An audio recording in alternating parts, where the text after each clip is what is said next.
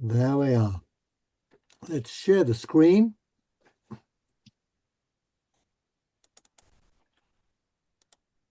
Share. Okay, here we are. Back in the 18th century, early 1700s, with a heartless chicken. Now, we're going to see something very interesting now, that a lot of what is involved in a I've been told to mute everybody.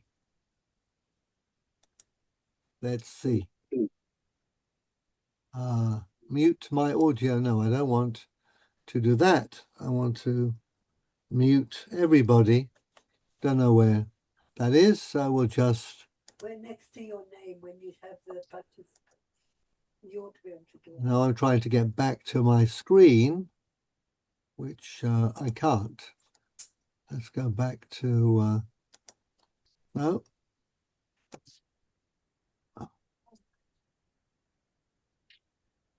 But the thumbnail video is now Change it. taking up, is now Move it. covering my Just screen. move it. So I'm going to move it over here. Okay, so we'll forget the mute.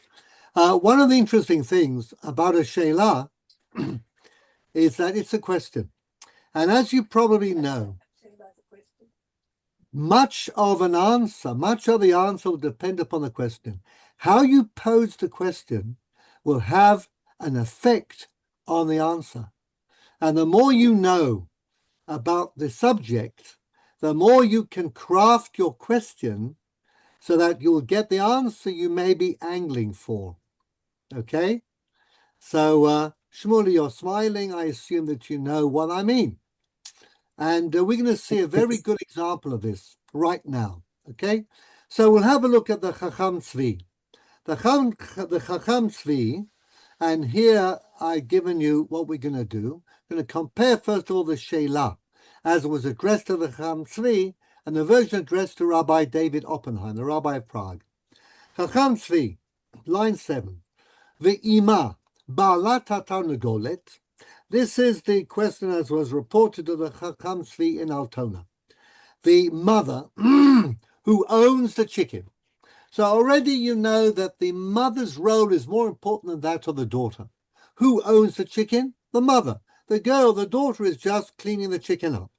Amra, so the Ba'alat HaTarnagolet said, Shema or Karov levadai, perhaps or probably, Hushlach halev la'aretz v'achalo ha'chatul.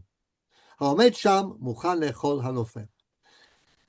The cat, in all probability, and here the Chacham Tzvi deliberately vacillates. Okay, he says, Shema Karov levadai. Probably, it's almost for sure. The cat ate the heart. Variva omeret, and the young girl says, Ani lo ishlachti lechatul el atchol. Only through the spleen, not the heart. Aval alev lo ishlachti lechatul. From which you can hear the Chacham Tzvi saying, you know what? The girl wants to protect herself.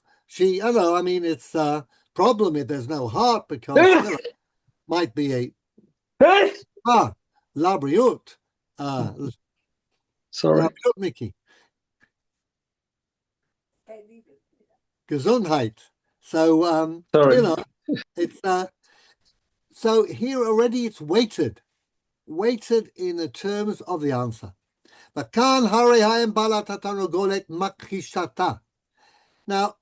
the Ema Balat HaTarnagolet refutes the version of her daughter. But again, it's not that clear.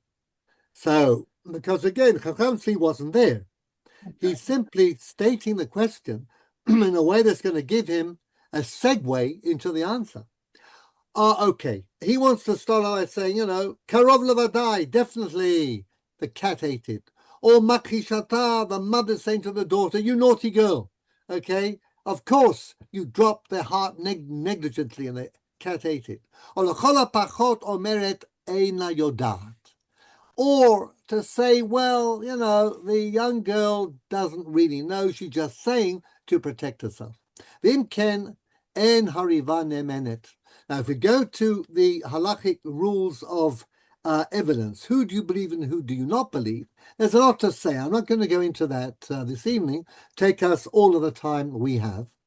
But it's important for the Chacham Tzvi to provide a basis for saying that even if I don't go into the science of the thing, and I don't go into the fact that you cannot possibly have a healthy chicken with no heart, on the basis of Dinei Ne'emanut, the rules about who we believe and who do we not believe, it's going to be the mother and not the girl. I'll leave that for the time being and possibly forever. Hainu bo'omer barili. When would we believe someone like the daughter or a secondary, if you like person in charge, if they say barili? And how do we put it in Talmudic Hebrew?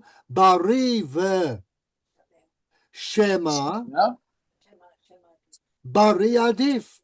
Bari ve shema, bari adif. But there's no bari here. And it's clear that the only bari, as far as Chacham Tzvi is concerned, is the mother. La fuke benidon dedan sheina omeret barili, ela shehi eina yodat, delekol alma en ze kedai le'esor. So the Chacham Tzvi says that according to Dinei Ne'emanut, the way we apply, the way we believe people in these cases of Dinei Isur veheter, and that's important, okay? You have to have a bari, and here all the bari is on the side of the mother. So that's how the question is set up. So the Chacham Tzvi comes in and says there are many other things that in this type of case we're always going to try and find the way of making the chicken kosher, and all the Gemarot he cited, but he definitely insists, in addition to the fact that you cannot have healthy chicken without a heart, he says that the mother is the bari, the daughter is the shema, and therefore, of course, we believe the bari. Now, the question got to Rabbi Oppenheim, as you will remember, who is the very important and impressive Rabbi of Prague, from Rabbi Yosef Cohen, head of the Hamburg Klois.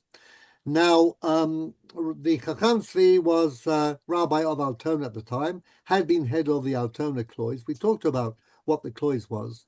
So Yosef Cohen, first of all, you will notice his Hebrew isn't quite up to scratch. And then he goes out on a polemic limb. This is not reporting what happened. This is really pushing the point, and he clearly feels very much on the defensive. Often happens when you have a very bright and sharp rabbi, and you have other rabbis in the area. Remember that there were three communities: Altona, Hamburg, and Wandsbek, that are not so up to scratch. There's a lack of confidence, and so we can read in the Sheila addressed to Rabbi Oppenheim from Rabbi Yosef Cohen, okay, that he is really on the defensive. So let's see. Maaseh shaya be'irenu. Jo, you'll give us a little bit of that, please. Maaseh shaya be'irenu. מעשה שהיה בעירנו שנערה אחת פתחה בטן תרנגולת והוציאה הבני מאיים וחיפשה ובדקה אחר הלב של התרנגולת ולא מצאה. So the heart, just a second, the heart could not be found. The girl opened up the stomach, took out the entrails, and looked, and there was no heart. In other words, she looked for the heart, okay? Now, and there was no heart. So we can assume that from the very beginning, there was no heart, which is exactly what Rabbi Cohen, or Rabbi Katz, as he's called, Cohen Tzedek, wanted to say. Vigida zot li'ima. One more line, please, Jean. Vigida. שהייתה אימה באותו חדר, ואמרה לה, אמא, שמה השלכת את הלב, ואני ראיתי טחול שהיה מהלך בזו החדר, ואולי אכלה החתול.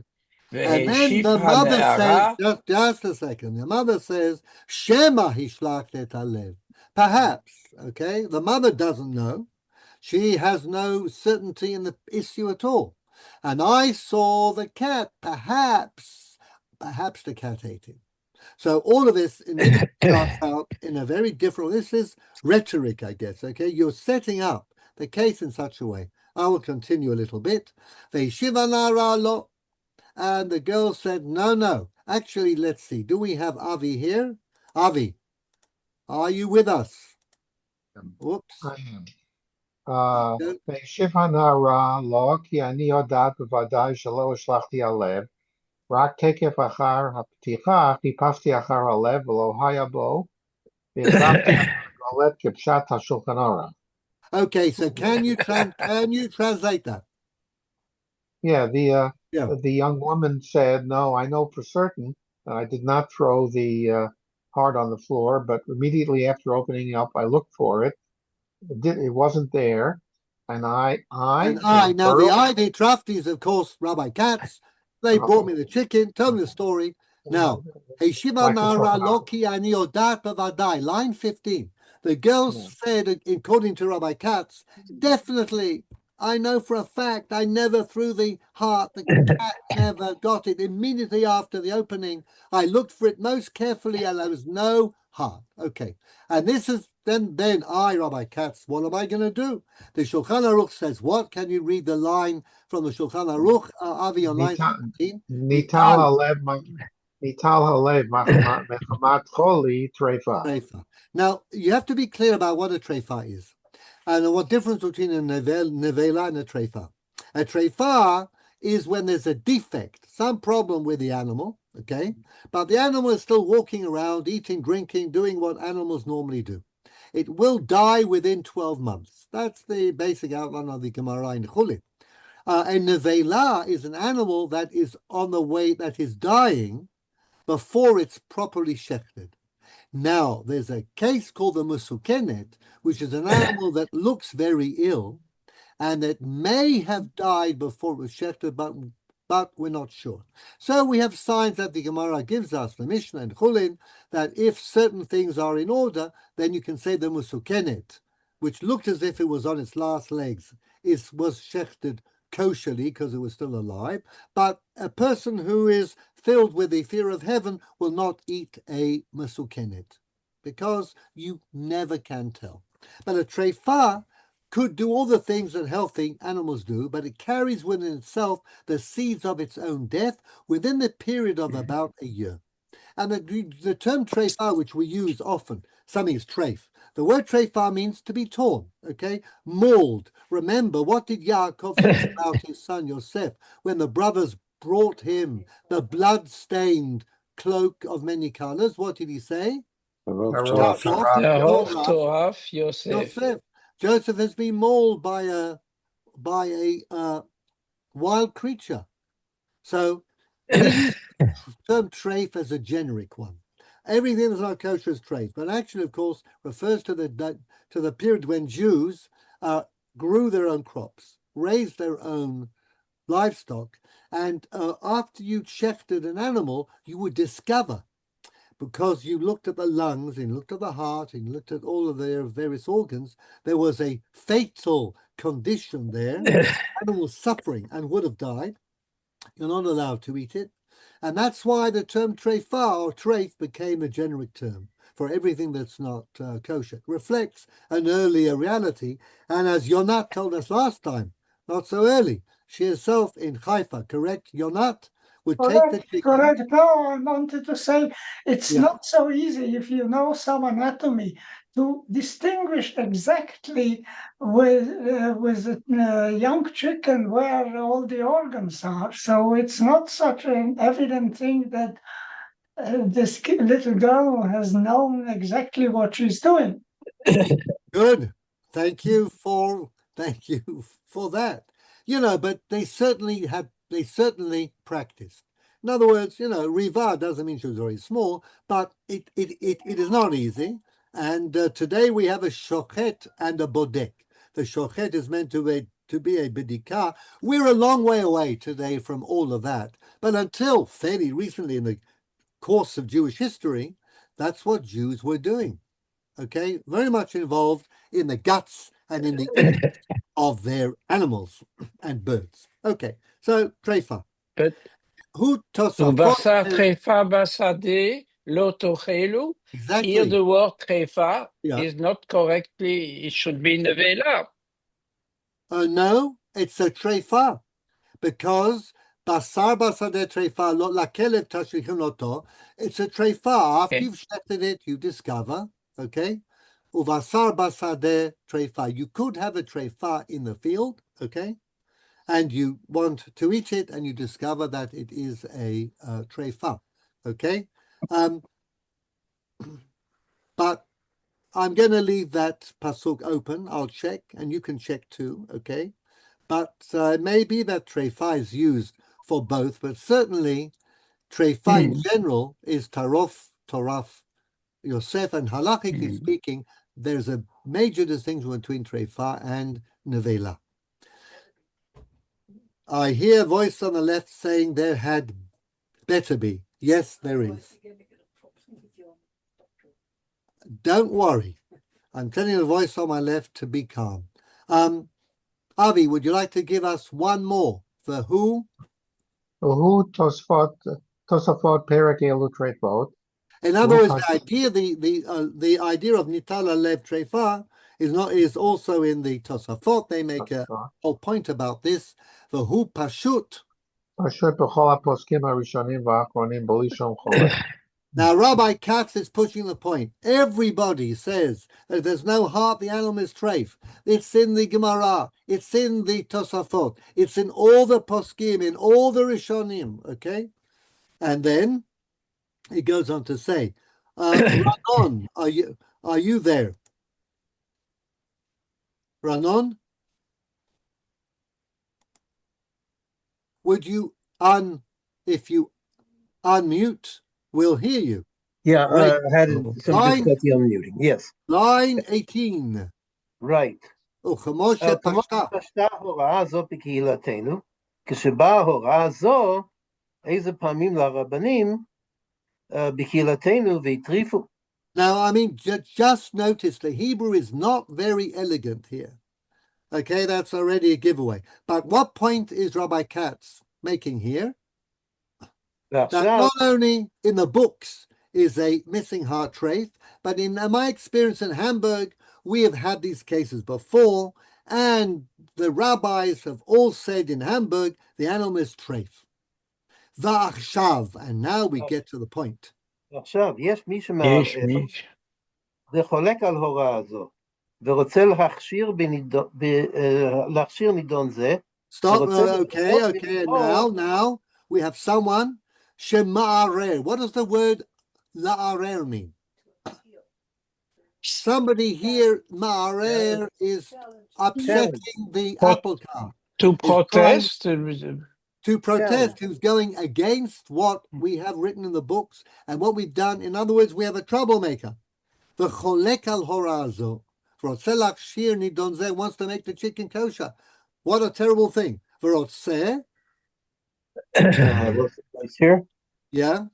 What line are we on? Levadot. Yeah, 20. יש מי שמערער וחולק על הוראה זו ורוצה להכשיר נדון זה, ורוצה לבדות מליבו שהפירוש של השולחן ערוך והפוסקים ניטל הלב מחמת חולי, מהירי, וזו האופן כגון... Okay, so, and that person, what does the phrase levadot milibo mean? Make up out of thin air. Making it all up. Just deciding he's going to do what he wants. Davar badui. It's invented. It's a fabrication. Milibo, okay? That the explanation of the Shulchan Aruch and the Poskim is what? Kegon? קודם השחיטה, הייתה אותה בהמה או עוף מסוכנת ממש סמוך למיתה. ואחר השחיטה ראינו שלא היה לו לב, כגון זה טרפה. אבל עוף שלא ראינו הוא, שהייתה מסוכנת, ונשחט ולא נמצא לו לב. Should be la, of course. No, I think, עוף is זכר. The Musukenet is the one that's out of line. Yeah. Shaita Musukenet. Yeah, צריך להיות מסוכן. אותו עוף. Yeah. ונשחט לא נמצא לו לב, כאשר וכאשר, אם לא הייתה מסוכנת... בעל כורחך מוכח. I think Mesukenet is feminine because modifying the understood behema Mesukenet. It has the din of a musukenet. Yeah.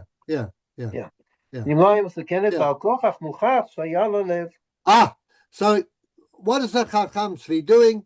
He is restricting the din of the Shulchan Aruch and all the poskim and all the psakim we've given to a very particular type of case where the heart was either taken out or the animal is so ill that its heart kind of dissolved. Okay?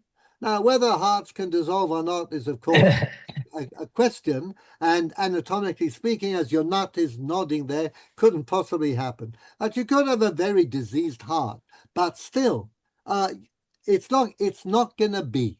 The animal was perfectly healthy before it was shechted. It had a functioning heart. Now, Rabbi Katz doesn't like one little bit, okay? And he says, Va'amar, Shehora'ah zo lo ba lidei shum echad mehamorim. And he himself admits, as Rabbi Katz, that this ruling is not found in any of the books. In other words, if I follow a book of halakha like the Shulchan Aruch, I say no heart, the animal's treif. But that's not very thoughtful, okay? And it is like following the recipe. So, but Rabbi Katz is very worried because if you open the door and you make halakhic decisions based upon science or veterinary science, medical science, what's going to happen? Are we going to live by the book or are we going to live by our scientific understanding? Now that in the 7th, 18th century was a major debate, not only amongst Jews, amongst Christians as well. And we're in this huge discussion over the possibility of replacing what's written in the books, the holy books, by the evidence of our senses. And that could be religiously very dangerous. ואל מקדושים אפנה באשר שממנו יתד ממנו פינה יורנו מורנו הדין עמי. So who am I going to turn to with this problem? You see how the question is phrased so differently in terms of Yosef Katz in Hamburg and Tzvi in Altona. And who are we going to turn to, says Rabbi Katz? We're going to turn to you, okay? He forgets some details. He forgets the details of the Chatul. Whatever he's doing, you can see it is rhetoric, okay? Absolutely putting it in such a way that there was a famous Belgian philosopher who wrote a lot on rhetoric, a Jewish philosopher. But anyhow, this is a very good case. It's an excellent example. Chaim Perlman. Jean, did you ever hear of a Belgian Jewish philosopher, Chaim Perlman? He wrote on. He was professor at the University of Brussels when I was indeed, and he wrote when I entered. When you entered, excellent. But you did engineering, right? Yes, of course. Yeah, but I had the chance not to know him because he was a little bit strange and not very sympathetic for Jews who were traditional. That was not unusual for European Jewish intellectuals, especially after the war, but he wrote pioneering works on rhetoric. That is the science of rhetoric, where, you're not going for the truth, you're putting the best case possible. Rhetoric goes back to Aristotle, who wrote on how you can convince people of the truth of your position, even though you're not telling the truth. You have to skillfully, present the facts or the arguments in such a way that will convince the largest number, not necessarily going for the truth. So we have the same question posed in very different ways. And at the end of the Sheila, Rabbi Katz says, of course, we're going to ask you, Rabbi Oppenheim, to tell us, and he pushes its point. He says, look, tell me who's right. Is it me or the Chacham Tzvi? But remember, me'achar since shekol haposkim rishonim v'achronim lo izkiru mizeh davar or chetzi davar, none of the poskim mentioned anything like this. Hey ach nismoch al davar abadui min alev, the same phrase again. Silly invention, okay, just by the Chacham Tzvi. Lachshir isur doraita, and this is a biblical prohibition. Tarfus. Ki yesh lachush al lahaba, and the slippery slope. What's going to happen in the next case? Shlo yismoch adam alav lachshir maaseh kazu. They'll go to the Chacham Tzvi, he'll bring some more medical science and some more anatomy, and soon everything will be kosher. Now, Yosfer Katz, of course, has nothing like the knowledge of the Chacham Tzvi. Chacham Tzvi brought Gemarot, he brought the Kesef Mishneh. Remember Yosef Karo, who said exactly what the Chacham Tzvi said. But Katz omits it entirely. He says nobody in all the Rishonim or the Achronim ever said anything like that. Moreover, he doesn't know much about the policy behind giving lenient decisions in matters of kashrut, as we said, but then he excuses himself. What does he say? Medaf lernen, okay? I'm ahead of the klois, so I don't have time to write down whatever I know about this. I'm leaving it to you, which again is a way of covering up perhaps what he doesn't know, okay? And he says, mipnei tirdad dishmaya, because of my preoccupation with running the klois like this very advanced kailo, hamutal alai lirvot simaon yoshvei bet midrash bitchilat hazman grama. I need to give shirim. It's very busy. It's the beginning of the zman. Lo uchal archiva dibur. I cannot write anymore. Ulachavot dati kelusha b'nindon zeh, or express my weak opinion on this matter. דברי אהובו תלמידו דורש שלמה הטוב בלב ובנפש ובכל המסתובבים בצל צילו שלום וישרה. That's, we love you all. We all here, we love you, and we only wish your good, and we appreciate your greatness. Hakatan Yosef Kohen. Okay? So, what does Rabbi Oppenheim do? Well, now we can read in the Lingua Anglica. So, David Parks, let's have something from on line 30. Rabbi Oppenheim. Rabbi Oppenheim eventually wrote a lengthy response on the case in which he ruled stringently. In the meantime, the issue had already become a matter of widespread controversy. Now, these things happen all the time. Once one rabbi says it's kosher, one rabbi says it's treif, all the Jews are going to start discussing, and they're going to start dividing up into different camps. I accept this one's hechsher, I don't accept that one's hechsher.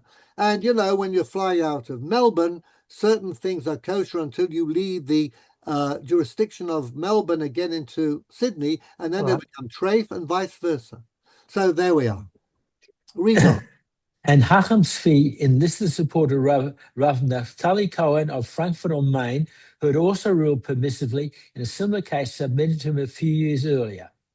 Upon receiving Chacham Tzvi's request for an endorsement of his psak, Rabbi Cohen consulted, inter alia, with a Rabbi Wolf Levy, who showed him an heirloom copy of the Shulchan Aruch with handwritten marginal notes, one of which attributed the following psak to Maharal of Prague. It is simply impossible to conceive of any living creature surviving for even a moment without a heart. I assume that the physician amongst us would all agree. You're not, David. Okay, excellent. Yeah. Good. So here it's very interesting. The Maharal of Prague, did he really write something like this? You're not, would you like to have a crack at the Hebrew? Line 38. ובדבר הדין ראשון. ובדבר הדין ראשון שהורה האדון בניטל הלב, יפה כתב האדון מעלת כבוד תורתו. כבוד תורתו, בלי פקפוק, כי הדין הזה גם כבר בא לפני... לפני והתרטיב. לפני והתרטיב. Rabbi Naftali Cohen says, I agree with you. I had a similar case, and I allowed the chicken to be eaten. אתה לשמח את מעלת כבוד תורתו, מעלת כבוד תורתו, סדרתיו לפני אלופים דיינים בדרך תימה. Tema is like tmiya.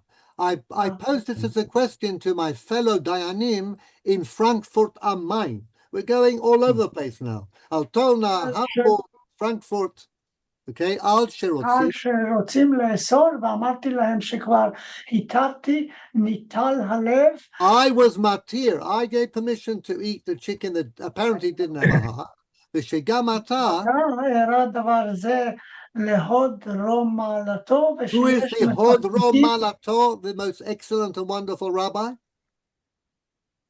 Chacham Tzvi. Chacham Tzvi, exactly. Good. So, שיש כשיש מפקפקים, מפקפקים, there are those ורוצים לאסור כדרכם. כדרך, כדרך לומדים לעת הזאת שאינם מודים על האמת. what's he saying here? This is a shtoch, as we say in French, okay? He is having a dig. French. He's saying that there are rabbis who want to make it treif, who want to make it asur, kederech lomdim le'et hazot, like the lamdanim of today, she'inam modim al haemet, who refuse to accept the truth. And that's a very powerful statement. Yeah. What he's saying, following Rambam, is that if you know something is to be true from the evidence of your senses and from your intellect, you should not be denying it.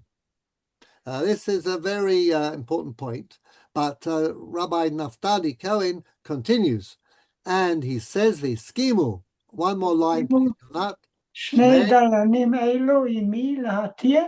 So Rabbi Cohen from Frankfurt am Main has two dayanim who, together with him, like a bet din, are saying the chicken is kosher. V'amali dayan hametzuyan. המצוין רב וולף לוי.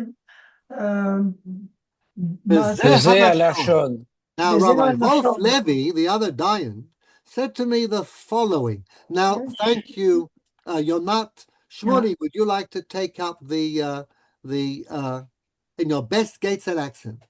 Line 2. Yeshli. Shulchan Aruch. Excellent. כתוב, הדר וכתוב על הגיליון. Yeah, beautiful. I have a beautiful Shulchan Aruch at home, which is the family heirloom we talked about earlier. כתוב על הגיליון, it's written in the margin, כך וכך חידושים דינים, מכמה גדולים בעלי הוראה, והוא מברשות אבותיי, ונכתב על הגיליון הדין זה. Okay, so now Rabbi Wolf says, you know what, I've got a beautiful Shulchan Aruch at home, and it's come to me from my ancestors, okay, and in the margins, there are all sorts of handwritten notes. Now, in that section dealing with Nital Halev, in the Yered De'ah, what did I see? What does it say there? Nital Halev Bahati. B'Shem Kidmon al Piyadei Kadmon. B'Shem Kadmon, the name of an earlier authority. Al Pi Ma'aseh Shehaya. It actually happened. And what was a Ma'aseh Shehaya? But we'll get there. This adventure continues. Umiyad Shmuli, and immediately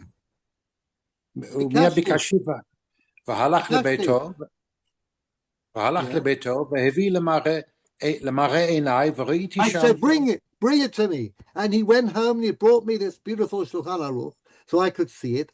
ראיתי שם במקומו. נכתב על גיליון בזה הלושן. And this is what I saw in the Gillion, in the handwritten note on this simon in the Shulchan Aruch. Maaseh. מעשה רבי ימי הגאון מהר"ל מפראג, שלא נמצא לב בתרנגולת, ובאותה השאלה לפני הגאון מהר"ל מפראג, והטיע את התרנגולת, ואומרו שאי אפשר לשום בריאה לחיות בלא לב, אפילו רגע אחד. בוודאי אך השחיטה נאבד.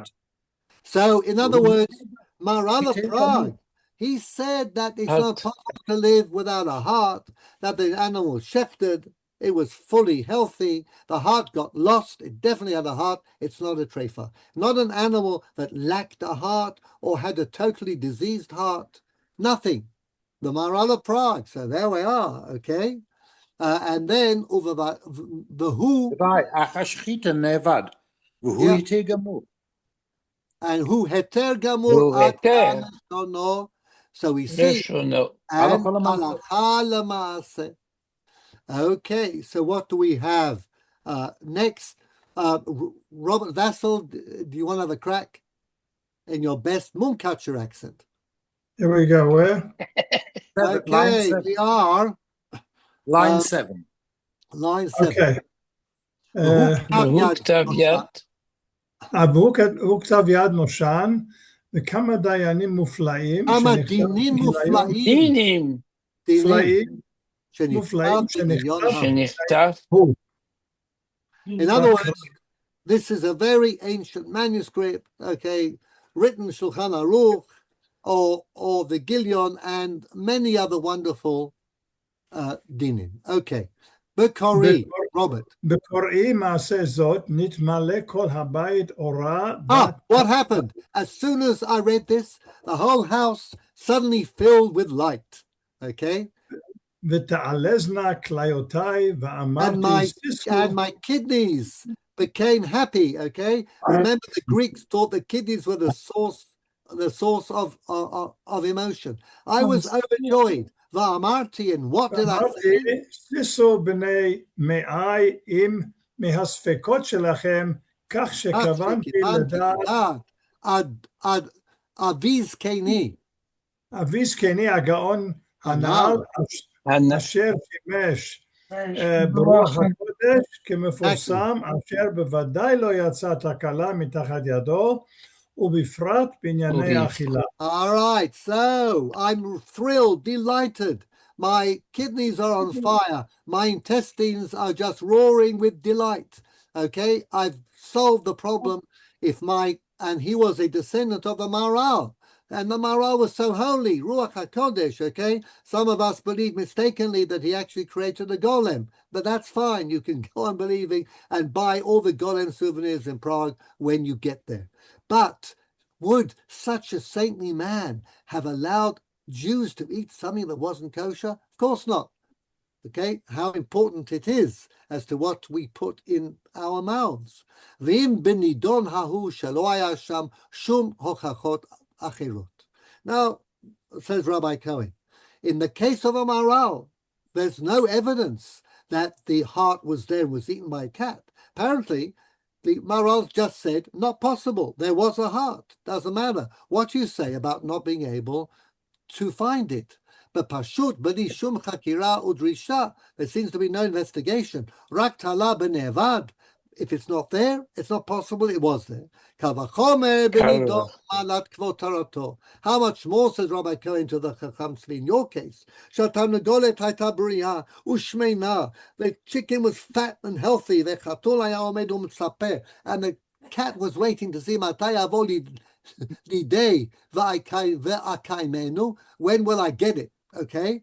Ein kan shum safek liot chokek la'achmir. There's no reason to be machmir v'misharetet milta de la ramiala. You cannot rely upon he calls her a misharetet. Okay, the young girl, not to be relied upon at all. Okay? V'yafeh v'adon malat kvot torato raya me'azohar. Remember that the Chacham Tzvi brought a proof from the Zohar. Upliya niskava beinay al ha'adon malat kvot torato al asher haya navoch lahavi raya me'azohar. Why were you so embarrassed to bring a proof from a Zohar?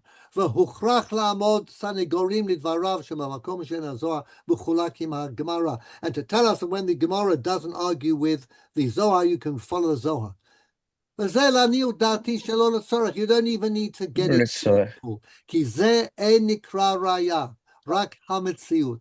What you've got is the Mitziyut, the Zohar is actually telling us what happens in real time, in real life. And you know what? You could bring a proof from the doctors, Chas v'chalila. The doctors might declare this animal to be kosher. V'hachushim v'hateva. No'um Naftali HaKohen HaChoneh Bekilat Kadisha Hanal, Frankfurt or am Main, Yagen Aleha Elohim. Now, remember the Rambam that we read, his letter on astrology? Rambam says that you should only believe three things: the evidence of your senses, your intellectual knowledge, like 2 and 2 makes 4, or well-established, definitive tradition. He also says that God gave us our eyes in our fronts and not in our backs, so that we should use them. okay? And we should follow the evidence of our senses. So all this is very Maimonidean. Because of his Sephardic proclivities, the Chacham Tzvi was a great expert on the Zohar. The Ashkenazim studied Kabbalah, but they didn't want to use it in a halachic context. That's a major difference. But in any case, Rabbi Naftali Cohen is an ally of the Chacham Tzvi. But not everybody was as enthusiastic as Rabbi Cohen. And in fact, as we'll see, the majority went and took the lead of Yosef Katz and Rabbi David Oppenheim, and they were very nervous about where the Chacham Tzvi was going. As we've seen, the Chacham Tzvi doesn't bow to any authority at all. If he thinks he's right, he will follow that to the very end. And this got him in a lot of trouble in many areas, but this is one psak. Apparently, the outcome was such, his son Rabbi Yaakov Emden, in his autobiography and the biography of his father, says that the attacks to which Chacham Tzvi was subject made him ill and possibly brought about his early death. And one of the people whom he blames was Rabbi Yonatan Eibeshitz, whom we'll have a look at next week, who wrote in his commentary on the Shulchan Aruch, the Kreti and the Pleti, about the possibility of a chicken without a heart, with its life coming from a different organ. Anyhow, it all comes back to the heartless chicken. But let's read on. So let's see. I think sure. Yeah. Rav Naftali Cohen, is he not the celebrated Rabbi Kabbalist? And he had a problem with fire, no? He put fire, he was accused. You may be referring to Rabbi Natan Adler, who was the teacher of the... No, Natan Adler is much later. He's later, but he was a very famous... Yes. I must check, but I think he had problems, and they accused him that he put fire by his magical formulas or something like. He wouldn't be the first, but he, as far as I know, he's not that person. We will need to check. Okay, there's more than one. I will. Naftali Cohen. Jack, would you please read in his Responsa? Line 16, can you see the cursor? No. We are on page 2, line 16. And begins with a 3. Line in his 16. Responsa. He doesn't find 16. Jack? Okay. Are you okay, Jack?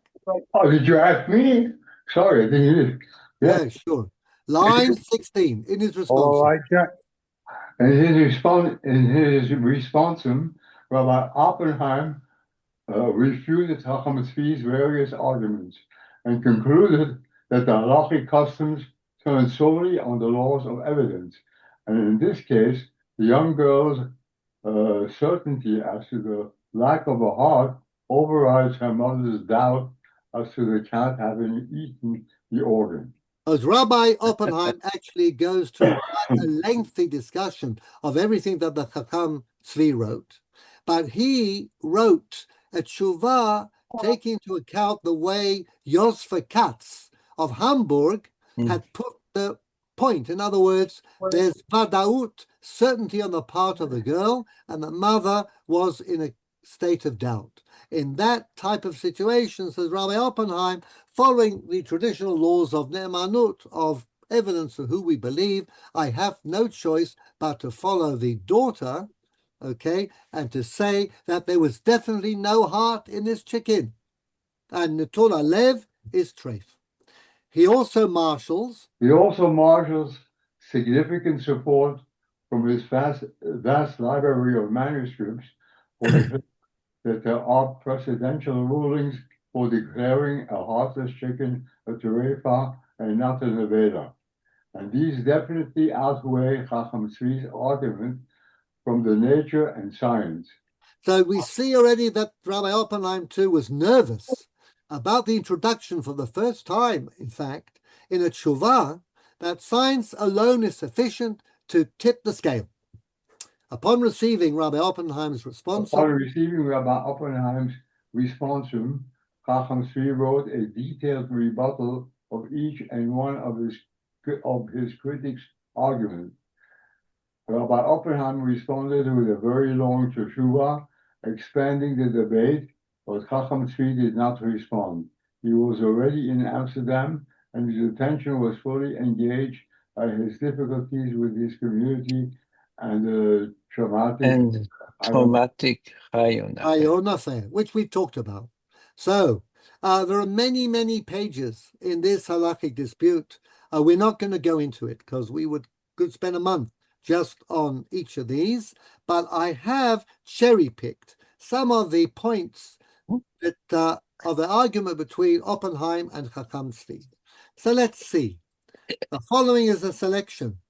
Okay, let's see. Let's go down the line. Ranon, I see you next. Would you give us, please, the following is a selection?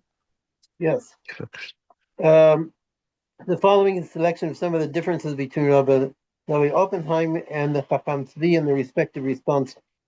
Hey, Rabbi Oppenheim, although it would appear that the Kesef Mishneh discounts the possibility of a living heartless chicken there. And here you see, of course, that Oppenheim knows the Kesef Mishneh. Rabbi Caro's commentary on the Rambam's Mishneh Torah.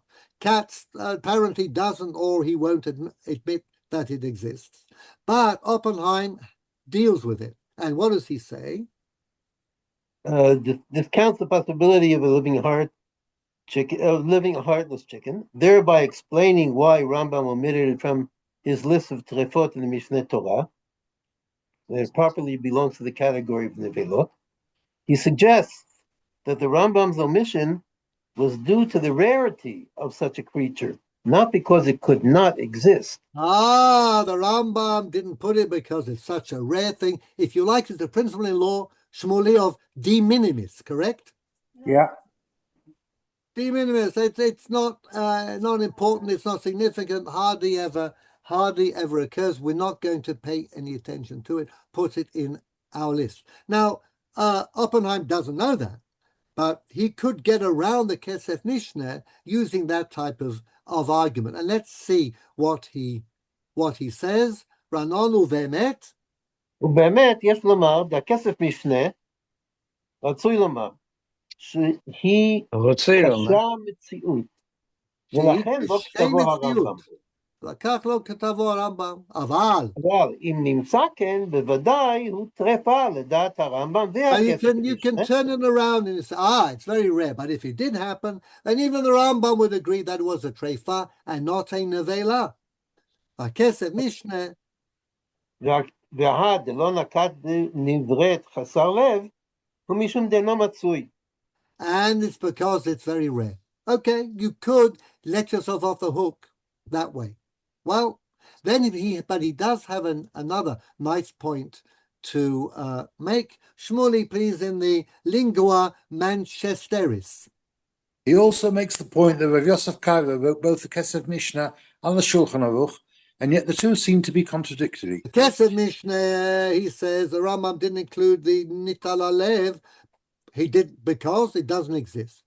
You have to have a musukenet because no healthy chicken could be without a heart. And yet in the Shulchan Aruch, he just says in Yoreh De'ah, Nital Halev is in a list of treifot. Well, that seems to be a contradiction. Now, again, the list might not be the exact psak, but anyhow, the answer, according to Rabbi Oppenheim, is that in the former, in the Kesef Mishnah, Rav Karo wrote as a commentator and merely sought to explain Rambam's ruling. In the latter, he writes as a posek, and it is well known that in that role he strove for consensus.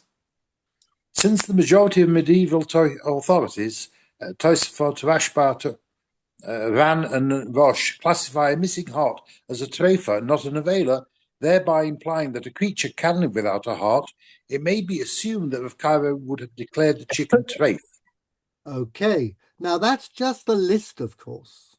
So we're dealing with a list, and again the Tosafot, Rashba, Rosh, they all cite the line Nital Halev, but they don't actually go into the question of why, what, and when. So the Chacham Tzvi says, you know what? The Talmudic commentators relied upon by Rabbi Oppenheim. Harvey, you're there. Would you like to do some reading? Line 41, Chacham Tzvi. Chacham Tzvi. The Talmudic commentators relied upon by Rabbi Oppenheim were also seeking to resolve a classification issue. Only is very important here. Okay, we're only seeking to resolve a classification issue. They were not seeking to rule in a practical manner. Also, Rav Karo may have adopted apparently contradictory positions because he wanted to leave the posek scope for ruling either way, depending on the factual circumstances. What's the difference between a code of law and an actual psak halacha given in real time and in real life? Code of law gives you a general guide. It's a rule of thumb. Missing organs, serious. Could very well be a treifa. And one of the vital organs, but in addition to the lungs, are the heart. So we'll put that in a list of treifot. But does that mean that in every case in which you have a situation in which the heart probably was there, okay, and when you're convinced by science that it's not possible that it was not there, does that mean that your hand is forced and the text is going to determine the outcome in every case? Now, of course, the whole idea behind a Rav Posek is that it's more than a list and more than a recipe, that you have a text, but you know what to do with it, and it will change. So this is what's going on here, of course, but it's always a matter of timing. If you want to use your discretion when the community and your colleagues are not ready for you yet, then you might find yourself in hot water, or as they say in French, in stoch. All right, so number 3, Rabbi Oppenheim. Harvey, you can do another line. Yeah, sure. Rabbi Oppenheim cites several Ashkenazi luminaries from the past whose manuscript works he had in his library in support of the view that a heartless chicken is treif. Now remember, he had the vast library that, as we say, ended up in Oxford at the Bodleian. Okay, it's an amazing library, and he had over 1,000 kitvei yad of manuscripts. So he was always going through, and he picks up all sorts of cherries from this collection. These include Responsa Rabbi Chaim Or Zarua, line 5. Sorry. These include Responsa Rav Chaim Or Zarua, number 146. Rabbi Yisrael Isaline Sha'arim, number 31. Yeah, it was in manuscript until 1950. Sha'arim, we talked about the Trumat HaDeshen, Rabbi Yisrael Isaline. And what does it say? V'gam matzati edut burura ketzet hashemesh bigvura.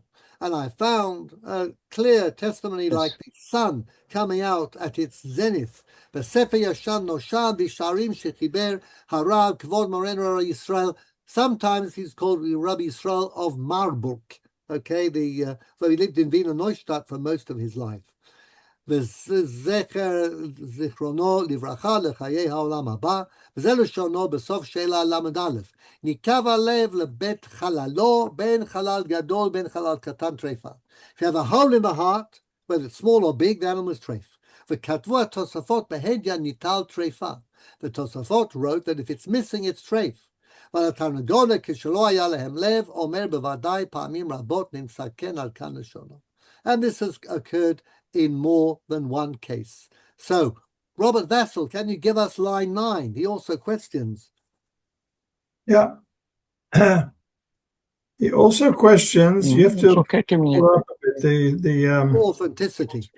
Yeah, I can see it, but the shadow of the...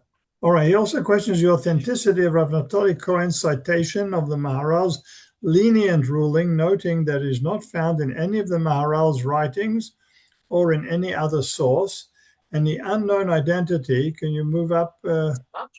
Oui, encore quelques minutes. Yeah. Thank you. and the unknown identity of the author of the marginal note in which the event was recorded. So he wants to get around the Maharal as well. Now, did the Maharal ever write a commentary on Shulchan Aruch? Certainly he didn't. This is the Maharal's apparent. Somebody writing the name of the Maharal, handwriting in the margins of the Shulchan Aruch. So again, you accept it or not. How does the Chacham Tzvi? The next thing is really cute. Chacham Tzvi gets around this because he says your references are dug up out of the esoteric bowels of your library, and they're not mainstream. And I've got the Kesef Mishnah and the Zohar. But the next bit is really, really cute. Rabbi Oppenheim cites Rabbi Tzvi Shochet. Let's see. Okay, if we go back up to the top of the list, David Parks. David.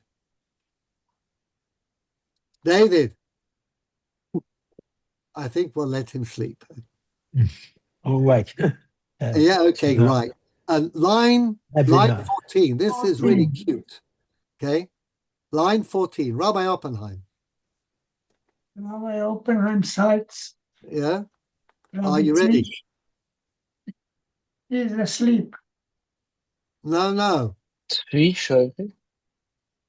David, would you like to read or not? Rabbi Oppenheim cites Rabbi Tzvi Shochet in his notes on Rabbi Jacob Weil's Sefer Sichot Uvedikot. Checking the internal organs. Yaakov Weil, the famous Maharyu, German posek of the 15th century, in which he rules. He rules that a cow found to have two hearts, one in its normal location and the second slightly above.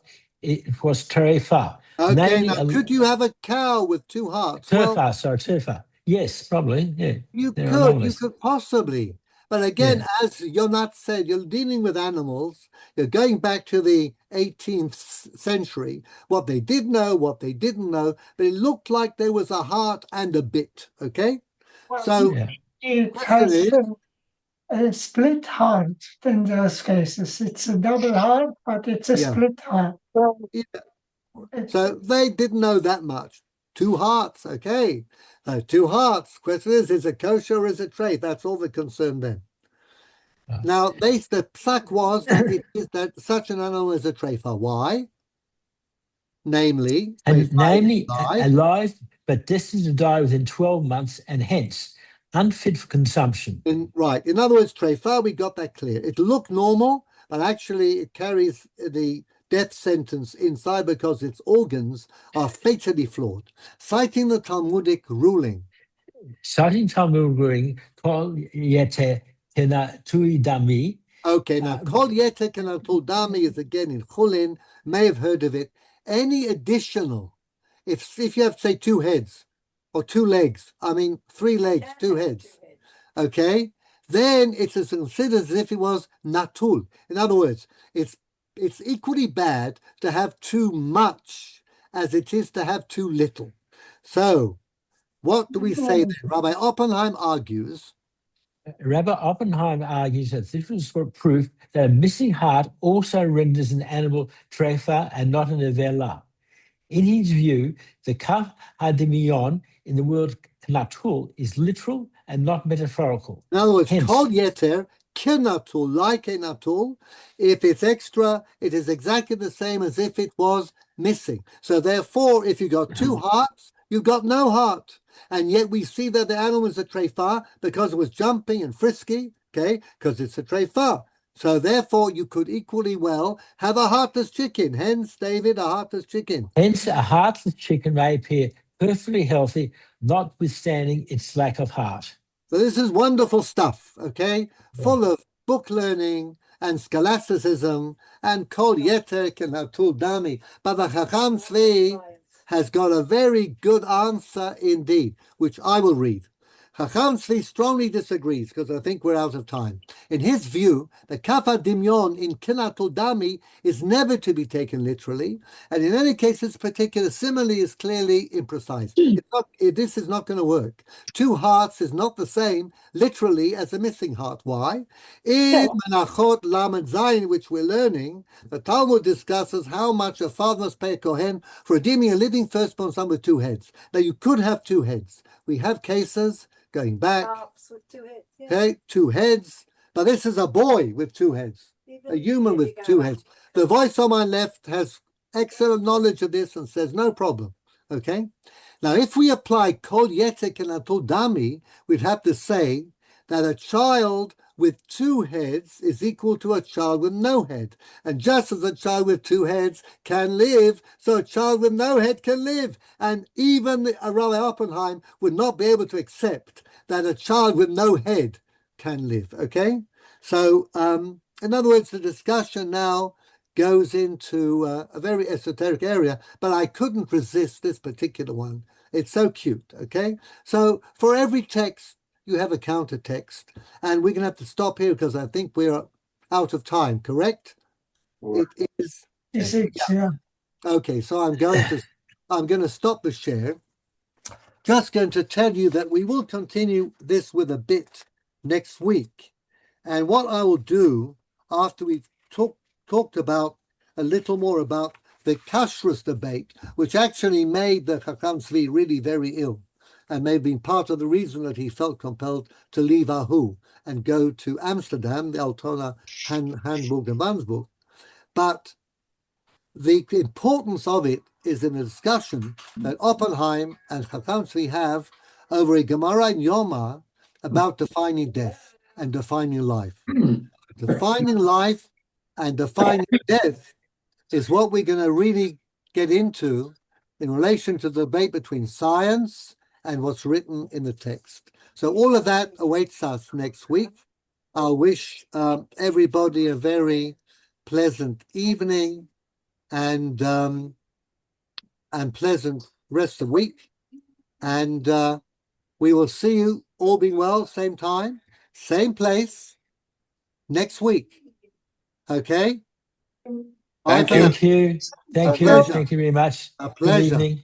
See you Good next evening. week. Bye for now. See you Good all. evening. Good evening. Recording is going off. Okay.